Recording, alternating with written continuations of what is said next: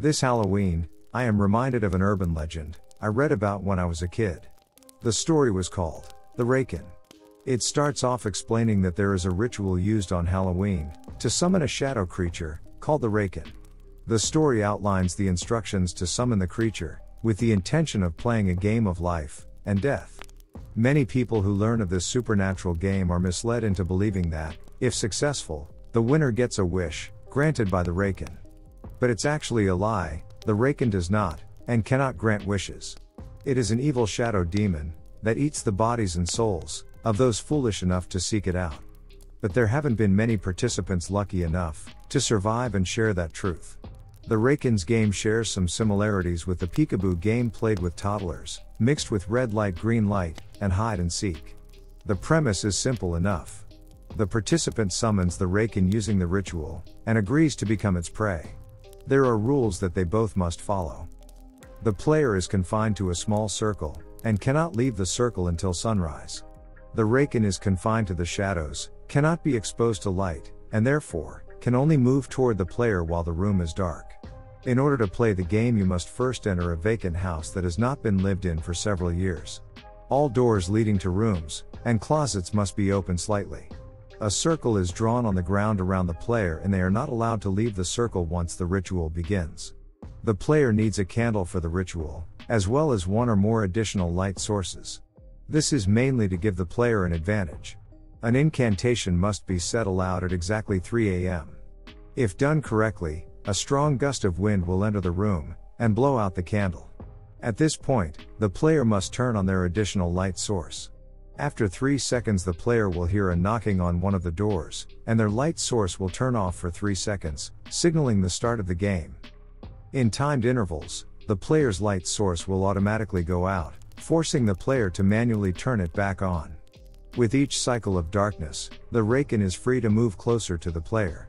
Each time the player successfully turns on the light, the Raiken is forced back into the shadows, behind one of the doors.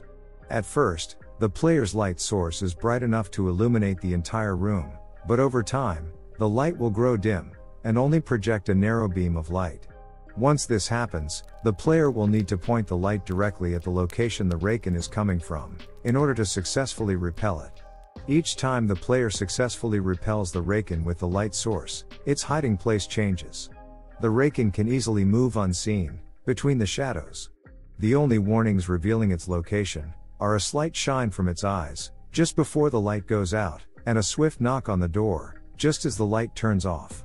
These rules cannot be broken, not by the player or the Raiken. However, if the player is clever, they can use the rules to their advantage. The house must be vacant, and all the doors must be kept slightly open, for the Raiken to hide behind. Finding a house with a larger main area, and fewer doors, will be advantageous to the player. Drawing the circle in the corner of the room, furthest away from the doors, will also aid in the player's success, and finally, having very bright light sources, and several of them, with long-lasting batteries, is absolutely essential to surviving the night with the Raiken. When the primary light source is turned off, the player can turn on the additional light faster. Having fewer doors will reduce the number of hiding spots the Raiken will have to surprise the player from, and ensuring the doors are as far away as possible, and in the same direction from the player, will give them more time to successfully repel the Raiken. As long as the player remains in the circle until sunrise, the Raiken will be bound by the game's rules. If the player violates that one rule, the Raiken will be able to take the player. The first cycle is easy, as the light source will shine throughout the room, and force the Raiken back, with little effort. But with each new cycle of the game, the flashlight's beam will grow more narrow and dim, and the Raiken will move faster. Watch for the shine of its eyes behind the doors, listen for the knock, and pray your reflexes are fast enough. If the player succeeds in fending off the Raiken until sunrise, a gust of wind will pour into the house, opening and shutting all the doors. At that time, it will be safe to leave the circle. The player's reward for winning the game isn't the granting of a wish, however, it is walking away with their life. There is one other detail about the game that players are not told about. It's the fact that the game doesn't actually end at sunrise, it only pauses. What is purposely hidden from the first-time players is that once the game starts, it only ends when the player dies. If the player is lucky enough, To survive the first stage of the game, which is the first night of the ritual, they will be revisited by the Raiken, each and every night, thereafter, and if it catches the player in the dark it will consume them entirely, body and soul. The strange part of this urban legend, is that although I remember reading about it as a kid, I can't find any sources for it. I have searched online and I cannot find any information about the story I read or the shadow creature, called the Raiken.